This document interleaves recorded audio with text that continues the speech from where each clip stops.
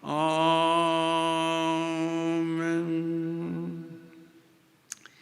자, 오늘 본문 말씀은 마태복음 16장 13절에서 20절 말씀입니다. 마태복음 16장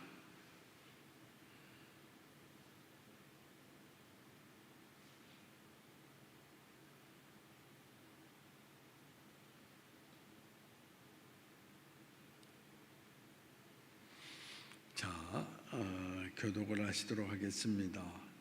예수께서 빌립보 가이사랴 지방에 이르러 제자들에게 물어 이르시되 사람들이 인자를 누구라 하느냐?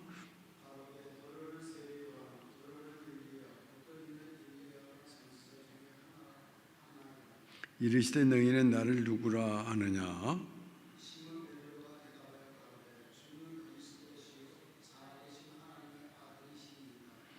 예수께서 대답하여 이르시되 바요나 시몬아 내가 복이 있도다.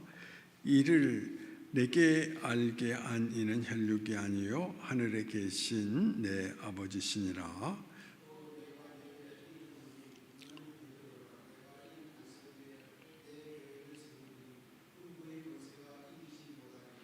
내가 천국 열쇠를 내게 주리니 내가 땅에서 무엇인지 매면 하늘에서도 매일 것이요 내가 땅에서 무엇이든지 풀면 하늘에서도 풀리리라 하시고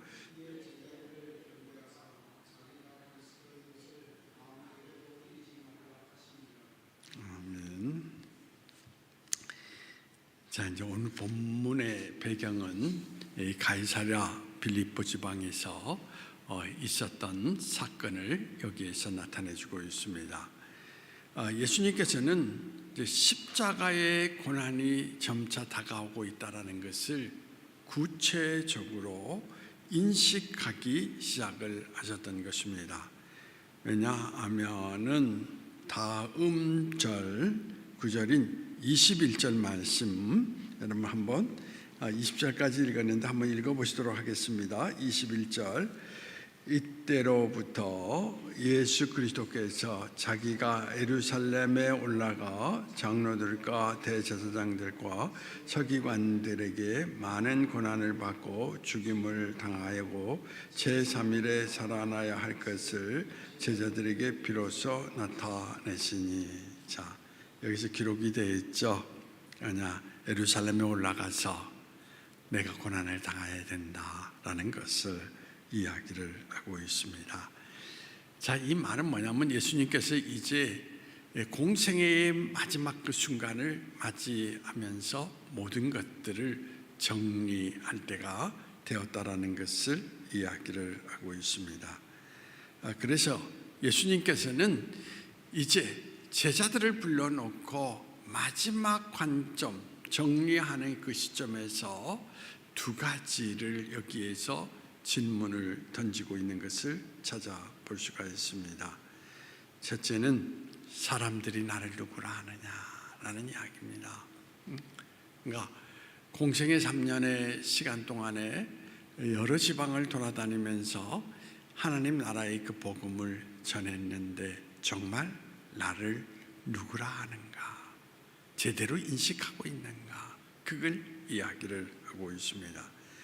두 번째는 뭐냐면 3년 동안 같이 동고동락하면서 그들에게 가르침을 주었는데 제자들은 과연 나를 누구라고 생각할까라고 거기에서 질문을 던지고 있는 것을 찾아볼 수가 있습니다. 자, 여러분 기독교 신앙이라고 하는 거, 기독교 신앙에서 제일 중요한 게 뭡니까? 제일 중요한 게 뭐죠?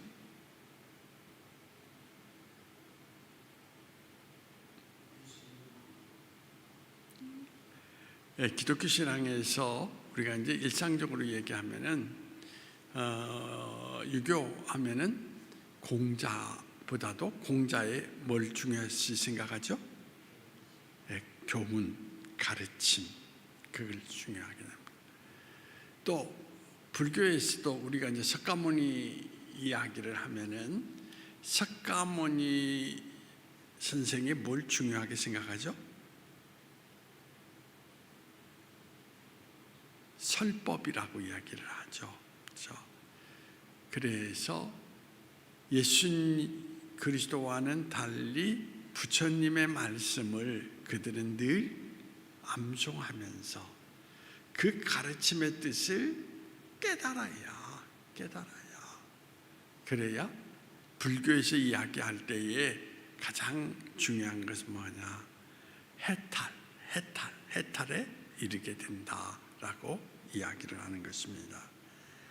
그런데 기독교는 가장 중요한 게 뭐냐면 무엇이냐? 예수님의 가르침입니까? 예수님입니까? 예수님이라는 거예요. 그래서 타종교와 다르다라는 것입니다. 타종교는 그 위대한 인물의 가르침이 중요한 거예요. 그래서 우리가 유교를 이야기할 때 노노예라고 하는 공자의 가르침을 빼놓는다면 유교는 의미가 없어요. 그렇잖아요. 그런데 기독교는 다르다라는 것입니다. 자, 요한복음 3장 16절 말씀, 우리 잘 아는 말씀이죠. 한번 읽어보십시다.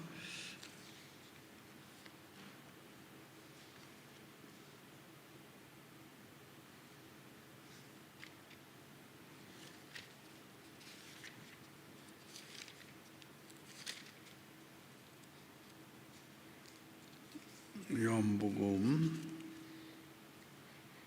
3장 16절 말씀.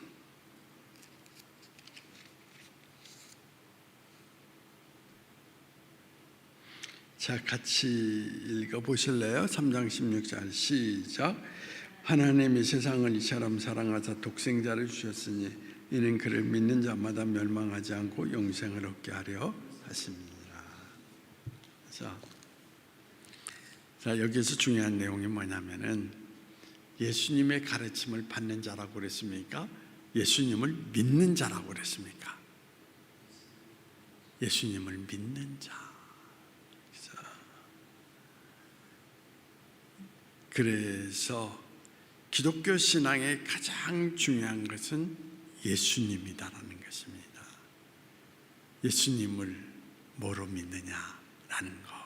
그거에 따라서 우리가 영생에 이르기도 하고, 그리고 어떻습니까? 멸망에 이르기도 한다라는 이야기인 것입니다. 그래서 뭐냐면 신앙생활 가운데 가장 중요한 것이 뭐냐면 예수님을 우리는 누구라고 이야기하느냐라는 것입니다. 그런데 한국교회를 살펴보면서 가장 마음이 아픈 것이 뭐냐면 10년, 20년, 30년 교회를 다닌다 해도 예수님에 대해서 정확하게 이야기하는 사람이 별로 없어요. 길거리를 지나가면서 여러분들이 이제 전도하잖아요, 그렇죠? 그러면은 예수 믿으세요 하면 어떻게 이야기합니까?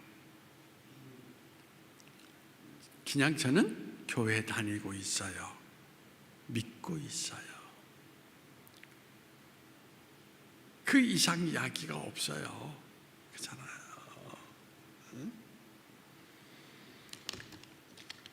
자, 사실은 그런데 중요한 것은 뭐냐면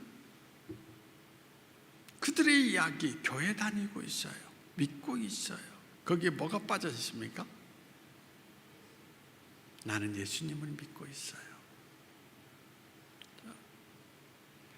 교회 다니는 게 신앙생활이 아니거든요. 예수를 믿는 것이 신앙생활이란 말입니다. 여러분들이 잘 생각을 해보십시오. 사도 바울이 원래 예수님을 만나기 전에 하나님을 믿었습니까? 안 믿었습니까? 믿었어요? 안 믿었어요? 네? 하나님을 믿었어요, 사실은. 그래서 하나님을 믿음 속에서 그는 뭐냐면 열심히 있는 열심당원처럼, 그렇죠? 노력했는데 갑자기 예수가 나타나서 내가 누구다? 하나님의 아들이다, 하나님이다 라고 이야기하니까 하나님을 믿는 종교적 열심을 가지고 저 이단이다 그러면서 어떻습니까? 그들을 잡아다가 죽이기도 하고, 그래서 그 대표적인 인물이 누구냐? 돌로 맞아 죽은 누구가 있습니까? 스데반이라고 하는 인물이 있습니다. 그런데 중요한 것이 바로 그의 하나님을 열심히 믿었지만은 예수님에 대해서 전혀 몰랐다라는 것입니다. 그가 우리의 죄를 위해서 이 땅에 오신 우리의 구원자, 바로 메시아라고 하는 사실, 구약 성경에서 이야기하는 메시아라는 그 사실을 모르고 있었기 때문에 그렇잖아요. 중요한 것이 바로 그거거든요. 예수님을 오히려 믿는 사람들을 핍박하게 되었다라는 것입니다. 그런데 그가 예수님을 만나게 됩니다. 다메섹선상에서 사울아 사울아 왜 나를 핍박하느냐. 그러면서 그 자리에서 가장 중요한 건 뭐냐면 바로 예수님이 우리를 구원하기 위해서 오신 메시아이시구나, 구원자이시구나라는 것을 체험하면서 그때부터 그가 어떻습니까? 비그리스도인이라서 그리스도인으로 그 인생이 변화되게 되는 것을 바라볼 수가 있다는 것입니다. 그러면서 뭘 전합니까? 이제는 예수님을 전하는 사도가 되는 것을 찾아볼 수 있습니다. 참 중요한 이야기라고 생각을 합니다. 여러분들이 오늘도 마찬가지예요. 나는 하나님을 믿는다. 근데 중요한 것은 예수님에 대해서 나는 모르겠다 라고 이야기한다면 그 신앙은 완성된 신앙이 아니다라는 것입니다. 기독교 신앙을 여러분들이 제대로 신앙의 길을 걷는다는 것은 뭐냐? 나를 구원하기 위해서 오신 메시아를 믿는 그 신앙을 가져야 된다는 것입니다. 그때 여러분들이 초대교회에서 유명한 인물 가운데 한 사람이 폴리캅이라는 인물이 있습니다.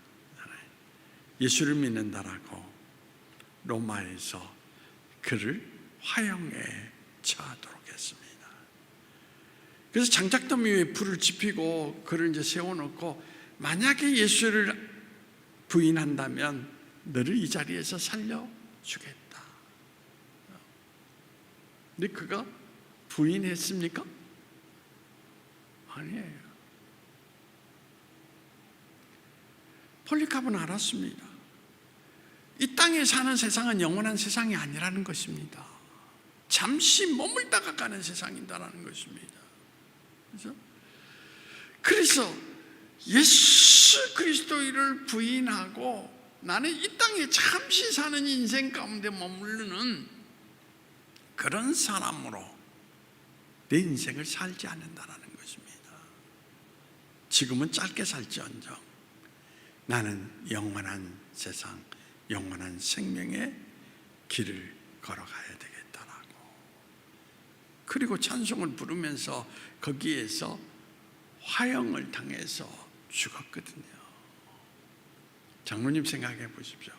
이런 신앙 가지고 있다면 여러분, 세상에 그 사람을 어찌할 수 있겠습니까? 없어요. 아무도 그 사람을. 이처럼 예수를 제대로 아는 사람은 세상의 모든 것들을 뛰어넘을 수 있는 능력이 그 안에서 주어지게 된다는 것입니다. 그래서 예수님이 제자들에게 너희는 나를 누구라 하느냐 라고 하면 이야기를 던지는 것을 찾아볼 수가 있습니다. 그때에 베드로가 유명한 이야기를 하죠. 마태복음 16장 16절 말씀 여러분들이 한번 같이 읽어보십시다. 시작. 시몬 베드로가 대답하여 이르되 주는 그리스도시요 살아계신 하나님의 아들이시니라. 베드로는 예수님이 바로 우리를 구원하시는 하나님의 아들로서 이 땅에 오신 분이십니다. 정확하게 고백을 합니다. 그러면 세상 사람들은 나를 누구라 하느냐? 세상 사람들은 누구라고 생각을 했다고 그랬습니까? 간단하게 얘기하면 선지자 중에 한 사람. 선지자는 어떤 사람입니까? 구원자가 아니라 그저 하나님의 말씀을 전달하는 사람. 그 정도밖에, 좀 더 이야기하면 훌륭한 선생 정도로, 가르치는 선생 정도로 생각했다라는 이야기인 것입니다. 그때에 예수님께서 베드로가 고백한 때에 이렇게 이야기하죠. 17절 말씀 같이 읽어보십시다. 자, 같이 읽어봅시다. 17절 시작. 예수께서 대답하여 이르시되 바요나 시몬아 내가 복이 있도다. 이를 내게 알게 하니는 혈육이 아니요 하늘에 계신 내 아버지다. 뭐라고 얘기했습니까? 바요나 시몬아 네가 무슨 복이, 뭐라고 했습니까? 복이 있도다. 여러분, 예수님께서 기독교 신앙의 참된 복은 뭐냐? 다른 게 아니에요. 예수를 아는 것이 가장 큰 복이라는 겁니다. 그래야 죽음에서 생명으로 간다라는 이야기인 것입니다. 그렇지 아니하면 사실은 여러분, 바울 사도가 여러분들이 고린도전서 15장 부활장에서 만약에 부활이 없다면 우리의 믿는 모든 것이 헛되고 세상에서 가장 어떤 사람이라고 했습니까? 슬픈 사람이다 라고 이야기하거든요. 그러니까 잠시 살아가는 그 세상 속에서 오늘 이 땅에 뭔가를 좀 더 취했다라고 그 사람이 복이 있다? 아니에요. 여러분 성경 읽어보십시오. 부자 청년들이나 부자들은 여러분들이 성경에서 예수님이 뭐라고 얘기했습니까? 하늘나라 가기가 쉽다고 했습니까? 어렵다라고 그랬습니까? 어렵다라고 그랬어요. 왜? 돈 가진 사람들은, 부자들은 그런 생각을 해요. 돈이 있으면 나는 뭐든지 할 수 있다, 그런 생각을 갖고 있거든요. 근데 중요한 것은 정작 자기 인생의 최후의 날이 다가오면은 돈 가지고 아무것도 할 수 없다라는 것을 깨달았을 때, 그래서 부자가 여러분 성경 속에서 보면은 지옥에 떨어져서 자기 형제들을 향하여서 어떻습니까? 너희는 이리로 오지 않도록,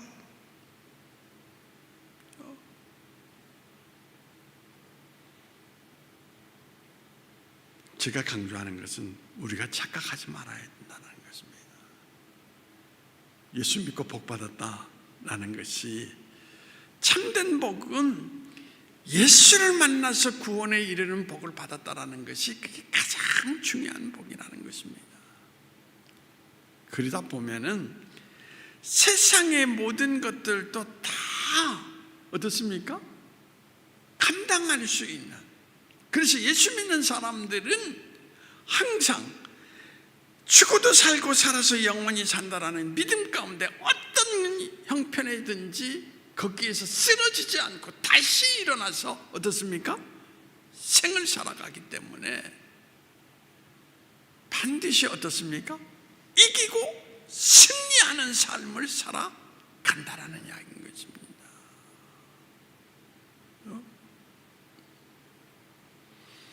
근데 세상 사람들은 그렇지 못하거든요.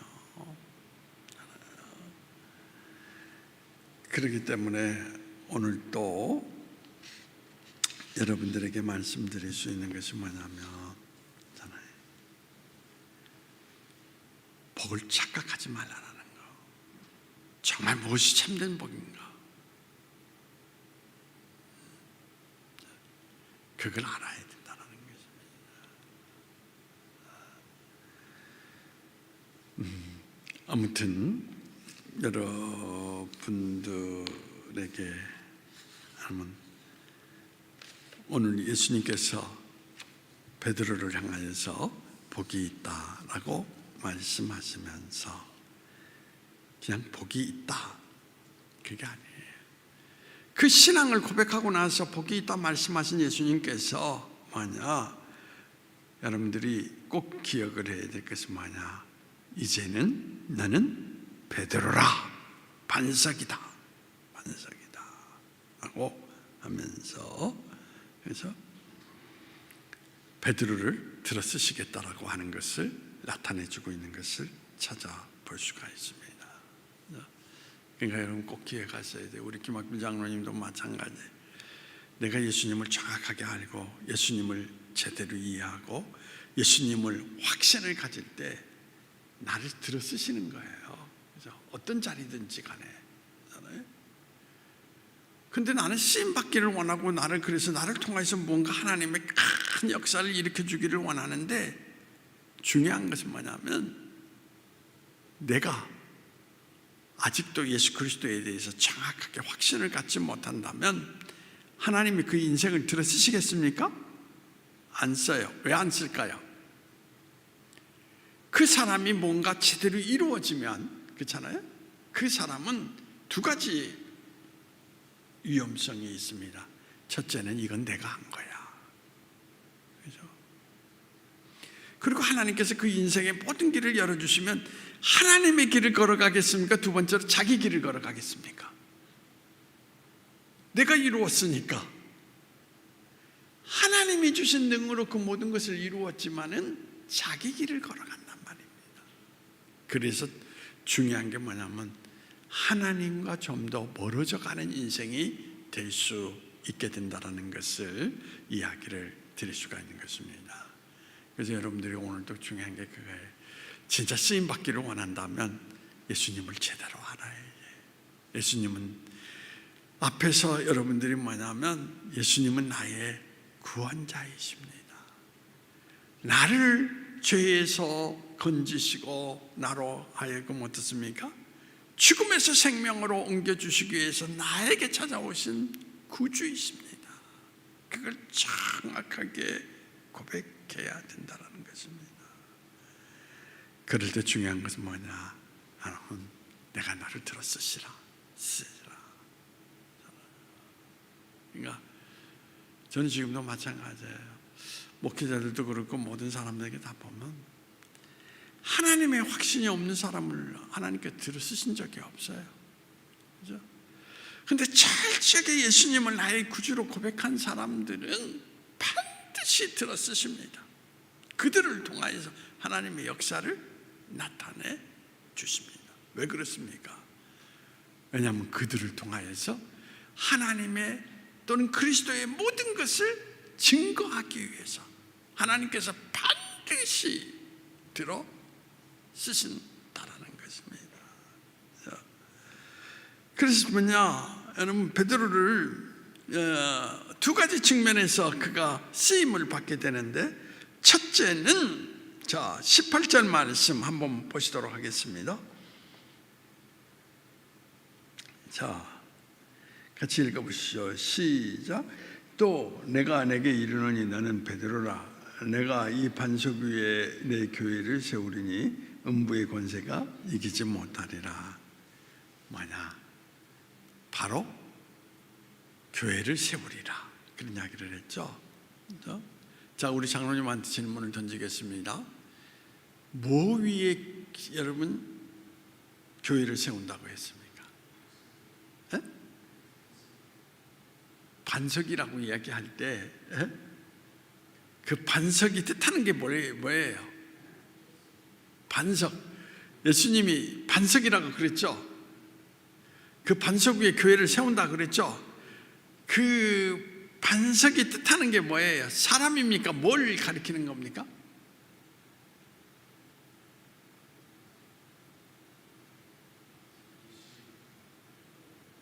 이 가톨릭하고 개신교하고 다릅니다. 생각하는 것이 가톨릭에서는 베드로라고 하는 인물 위에 그렇잖아요. 교회를 하나님께서 세우시겠다. 그러면서 베드로를 반석이라 했다라고 이야기를 합니다. 근데 개신교에서는 그렇게 해석하지 않아요. 주는 그리스도시요 살아계신 하나님의 아들이라고 하는 신앙 고백을 하는 사람들 위해 교회를 세운다. 그래서 주는 그리스도시요 살아계신 하나님의 아들입니다라는 확실한 고백이 바로 반석이라는 겁니다. 그래야 무너지지 않아요. 그렇죠? 그 고백이 확실치 아니하면 교회를 어디 위에 세우게 되느냐? 모래 위에 짓는 집과 같다라는 것입니다. 그래서 저도 어제도 이제 목회자 모임 가봤는데 정옥 목사님이 그런 이야기, 자기는 집사 시절이었는데 예수님을 만나고 나서 남편은 농협을 다니고 이렇게 하는데 그 사람이 하나님을 위해서 내가 할 수 있는 일이 뭘까? 그래서 농사 지어서 동네 사람 가운데에서 어려운 분 찾아가서 농사 지은 걸로 그렇잖아요. 쌀도 주고 때로는 꼬치도 주고 그렇게 쭉 사람들을 돌보기 시작을 했다라는 것입니다. 그런 하나의 그 과정을 통하여서 그가 결국은 뭐가 되느냐? 목사가 되는 꿈을 갖게 되었고, 그렇죠? 진짜 교회를 섬기는 사람이 된 거예요. 그런데 현암교회에 가서 또 그렇게 했더니 2명밖에 안 나온 교인들이 현암교회 얼마 전에 있었거든요. 그분이 동네 사람들을 찾아가서 자기의 모든 것을 드러내놓고 섬기고 돌보고 그러면서 예수님의 그 모든 것들을 전하게 될 때에 자기가 있는 동안에 마을에서 13명이 교회로 나오는. 아하. 그래서 거기서 느낀 게 하나가 있어요. 신앙 고백을 철저하게 하는 사람은 교회에 뭐가 된다? 기초가 되는구나. 그런데 신앙 고백이 철저하지 못하면 그런 사람이 인물로 세워지게 되면 교회는 어떻습니까? 무너지게 된다는 것입니다. 그래서 그분이 그 교회의 장로님하고 마찰이 있어서 결국은 쫓겨났어요. 그분이 있을 때 20명까지 모였던 교회가 그분이 처음 갔을 때 사람 수요로 다 줄어버린 거예요. 20명에서 몇 명까지 줄었을까요? 자기를 내쫓은 원로 장로 부부 빼놓고는 아무도 없다라는 것입니다. 원로 장로는 그런 생각을 하는 거예요. 이 교회의 주인은 누구다? 나다. 내가 죽는 그날까지 어떻습니까? 내 뜻대로 안 되면 나는 모든 걸 용납하지 못한다 라고. 그러니 그 교회가 제대로 되겠습니까? 그러니까 예수님에 대한 신앙이 철저하게 고백하는 사람은 그 그 사람에 통하여서 하나님이 역사하기 시작을 하면서 교회가 세워지는 거예요. 그렇죠? 근데 그 토대가 없으면 교회는 절대 세워지지 않는다라는 것입니다.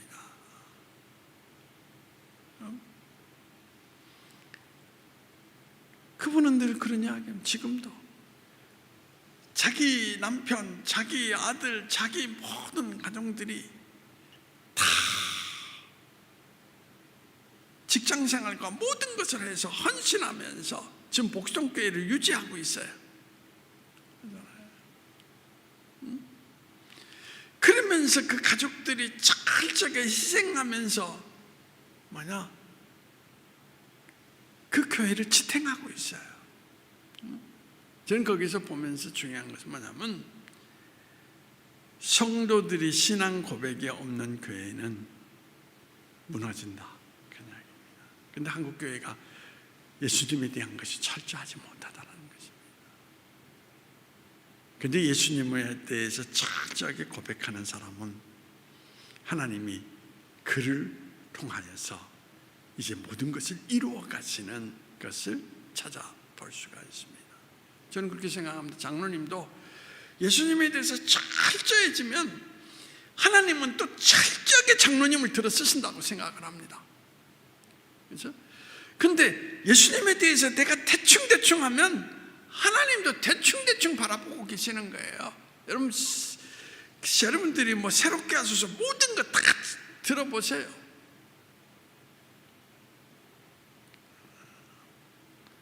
그래서 두 번째로 19절 말씀 있습니다. 뭐 오래 하지 않겠어요. 19절 말씀. 자, 시작.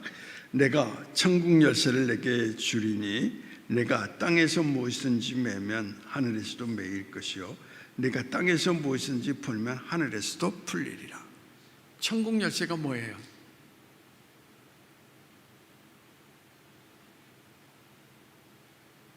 천국 열쇠는 하늘의 권세를 주시겠다라는 겁니다. 그래서 정말 하나님 앞에, 예수님 앞에 장로님이 꽂히면 이 땅에서 그가 원하는 대로 그 모든 것들을 들어주시겠다라는 것입니다.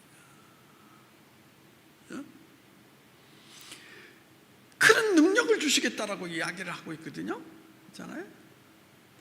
그러니까 예수 그리스도에게 꽂힌 사람에게 이 땅의 모든 삶을 좌우할 수 있는 능력을 주시겠다라고 이야기를 하는 것입니다.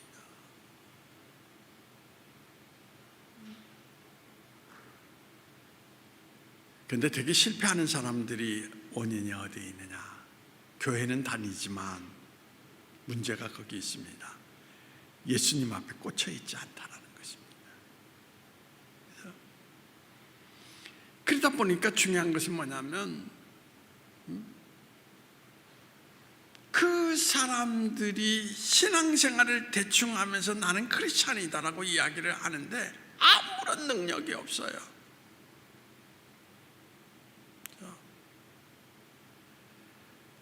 그래서 능력은 여러분들이 꼭 기억을 해야 돼요.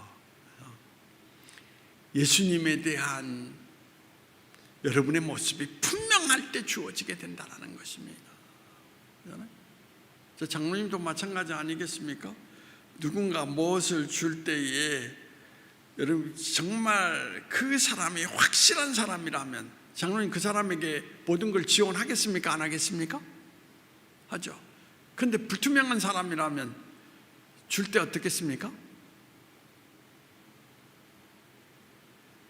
장로님 가끔 그러잖아요.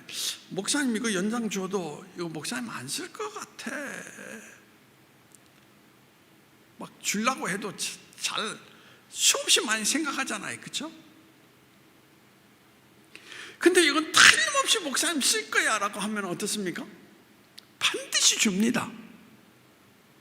하나님도 마찬가지다라는 겁니다. 예수님에 대한 분명한 모습이 없는데 그 사람에게 줘봤자 그 사람은 예수님과 전혀 관계없는 길로 살아갈 뿐이라는 것입니다. 그래서 실패하는 거예요. 그래서 저는 성경 말씀과 너희는 먼저 그 나라와 그 의를 구하라. 그 나라와 그 의는 뭡니까? 예수님이 정확하게 자기를 세워라, 그 이야기거든요. 그러면 우리 장로님, 우리 성도님들 엄청난 쓰임을 받는 놀라운 일이 일어나게 된다는 거. 생각해 보십시오. 바로 이 신앙 고백 속에 베드로가 예수님의 앞에 똑바로 섰을 때 있잖아요, 미천한 어부에서 지금 어떻습니까? 가톨릭에서 그렇잖아요, 전 세계의 일대 교황으로 세움을 받는 엄청난 일이 일어났잖아요. 그래서 오늘 또 저는 결론적으로 이야기한다면 예수님 앞에 바로 서십시오. 그래서 예수님을 철저하게 여러분들이 여러분의 삶의 자리 가운데 인식하며 그분과 함께 길을 걸어간다면 여러분들에게는 뭐냐? 하나님께서 여러분을 향한 계획을 가지시고 놀랍게 들어주시는 날이 다가온다라는 것을 우리에게 말해주고 있습니다. 다시 한번 정리한다면 주는 그리스도시요 살아계신 하나님의 아들입니다라는 그 철저한 고백 속에서 예수님 앞에 바로 설 수 있는 여러분이 될 때에 여러분들이 어떻습니까? 하나님이 계획하신 사람으로 놀랍게 인생을 쓰임 받는다라는 것을 베드로를 통하여서, 누구를 통하여? 또 바울 사도를 통하여서 나타내주고 있는 것을 찾아볼 수가 있습니다. 오늘 또 신앙의 자리 가운데 그리스도가 분명한 선명한 여러분의 신앙 고백이 있기를 원합니다. 자, 그게 중요합니다. 자, 하나님, 너희는 나를 누구라고 하느냐라는 말씀 우리에게도 적용이 되고 있습니다. 우리가 예수님이 누구라는 것을 고백하느냐에 따라서 우리의 인생이 결정된다라고 하는 것. 하나님, 우리에게 은혜를 베푸셔서 성령을 통하여 우리를 일깨워 주시고 그 일깨움 속에서 주는 그리스도시요 살아계신 하나님의 아들이라고 고백하며 그것을 나의 삶으로 실현할 수 있는 신앙인의 모습을 허락하여 주시어서 하나님이 계획하신 사람, 하나님이 뜻하신 인생의 사람으로 내일의 삶을 걸어갈 수 있는 우리 인생이 될 수 있도록 주님께서 인도해 주시기를 원하오며 나사렛 예수님의 이름으로 기도하옵나이다. 아멘. 자, 312장입니다.